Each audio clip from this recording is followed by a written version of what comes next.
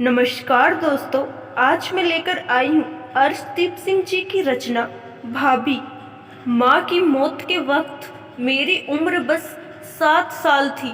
माँ के जाने के बाद घर एकदम सूना सा हो गया था। पिताजी ने कभी दूसरी शादी का ख्याल नहीं किया। इसका कारण उनकी उम्र था। मेरे और बड़े भाई के बीच 14 साल का फासला था। घर में अब मैं, भाई और दादाजी ही बचे थे। आखिर सभी ने फैसला किया कि भैया की शादी की जाए। भाई इस शादी के लिए राजी नहीं थे। आखिर भैया को मनाया गया। माँ को गए 6 मंथ हो गए थे। भाई की शादी हो गई। हमारे घर में एक नया शख्स आ गया। भाभी का नाम पवित्रा था। भाभी बहुत सुंदर व समझदार औरत थी। मेरा भाभी से अलग तरह से ही लगाव हो गया। भाभी मुझे तैयार करती, जो खाने की फरमाइश होती वो पूरा करती। अब मुझे माँ की याद भी नहीं आती थी। भैया की शादी को 6 साल हो गए। मैं अब पढ़ने के लिए दिल्ली या जयपुर जाना चाहता था।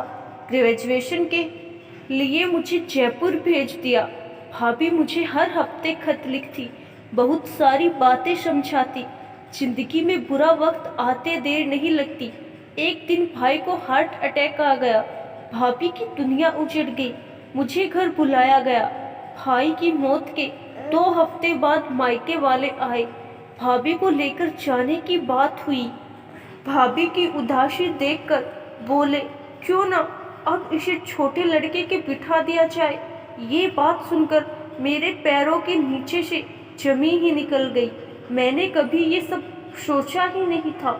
मुझसे मेरी राय पूछी गई। मैंने कुछ नहीं कहा। भाभी भी एकदम शांत थी। भाभी ने मुझसे बात की और बोली, मेरी जिंदगी में रंग तुम भर सकते हो। मैंने बिना सोचे समझे हाँ कह दी। अब भाभी को पत्नी तो बना लिया, पर हम दोनों का रिश्ता माँ बेटे वाला ही रहा। मैं दिल्ली आ गया पढ़ने के लिए।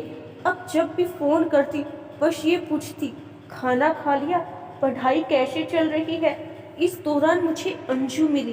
अंजू से मेरी अच्छी दोस्ती हो गई। मुझे पता ही नहीं चला हम कब एक दूसरे को दिल दे बैठे। मैंने अंजू को अपनी आप बीती सुनाई। उसने भाभी से बात करने की इच्छा जताई। जब मैंने भाभी को ये बात बताई, भाभी ने कोई प्रतिक्रिया नहीं दी। आखिर मैं अंजू को घर ले आया ताकि वो मेरे घर के बारे में अच्छी तरह से जान ले।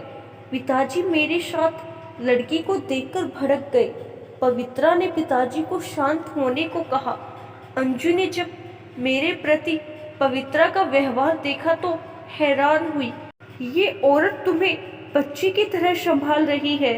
रात को सोने से पहले दूध लेके आना, खाना मेरी पसंद का बनाना, हर छोटी फरमाइश पूरी होते देख अंजू खुश हो रही थी।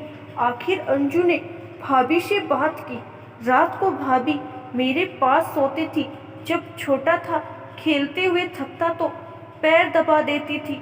अंजू ने बताया कि हम शादी करना चाहते हैं, पर ये तो आपके पति है, मैं इनके बिना जी नहीं सकती। पर आपका फैसला क्या है, ये बताओ आप। मैं आपको दुख नहीं पहुंचाना चाहती। मैं आपकी सौतन नहीं बनूंगी। पवित्रा ने बताया कि मैं भी नहीं बन सकती। मुझसे ये हमेशा अपने बच्चे जैसा व्यवहार रहा है।